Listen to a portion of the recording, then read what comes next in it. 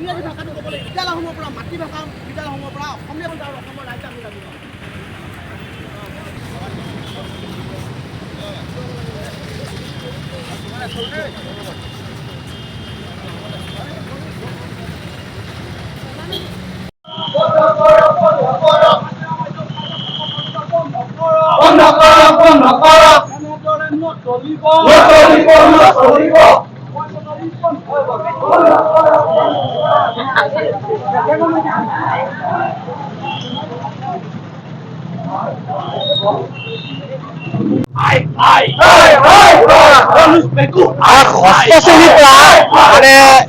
অংক আৰু বিজ্ঞান এই দুইটা বিষয় ইংৰাজীত পঢ়োৱাৰ সিদ্ধান্ত যি চৰকাৰে কেবিনেটৰ যিটো সিদ্ধান্ত গ্ৰহণ কৰিছে আমি তাক ছাত্ৰ সন্থাক তীব্ৰ ভাষাৰে বিৰোধ কৰিছো।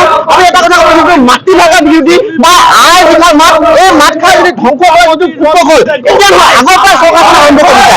অসমীয়া জাতিটোক নিষেধ কৰিবৰ কাৰণে আমাৰ যিসকল ছাত্ৰ ছাত্ৰী আছে বিদ্যালয়ত যিসকল ছাত্ৰ ছাত্ৰীসকলে যিসকল ছাত্ৰ ছাত্ৰী পঢ়ি আছে তেওঁলোকক নিজৰ আই লিখাৰ মাত যিটো মাতৃভাষা এই মাতৃভাষাৰ পৰা দূৰত ৰাখিবৰ কাৰণে তেওঁলোকে মানে পুস্তক আৰম্ভ কৰিছে। গতিকে এই ষড়যন্ত্ৰ আমি ছাত্ৰ সন্থাই কেতিয়া মানি লওঁ যেতিয়ালৈকে তেওঁলোকে এই কেবিনেটৰ সিদ্ধান্ত বাতিল নকৰে তেতিয়ালৈকে আমাৰ প্ৰতিবাদী কাৰ্যসূচী অব্যাহত থাকিব। প্ৰথম কথাটো হ'ল মাতৃভাষা মাধ্যমত হাত দি এই চৰকাৰখনে